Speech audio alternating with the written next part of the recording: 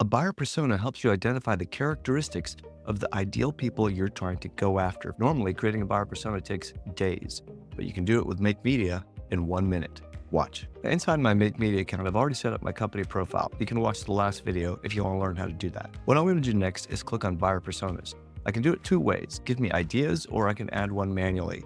I'm going to just take the easy route to give me ideas. MakeMedia then thinks about what kind of company I am, who I'm trying to reach, and comes up with sample buyer personas that I might want. It's come back with 3 ideas for me: a marketing director at a startup, and here's the problem that they're trying to solve, and the products that I offer that they might want. I can use these right out of the box and say, yeah, go ahead and generate the full personas, or I can make edits if I want.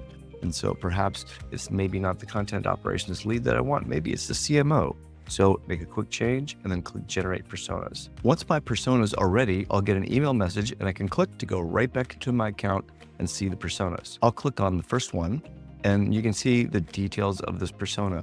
There's goals, values, challenges, all kinds of information that can help you target people that are just like this persona. If you want to look at a more detailed version of this, just click on detailed persona. You can even edit this if you'd like and regenerate the bullet points you saw earlier.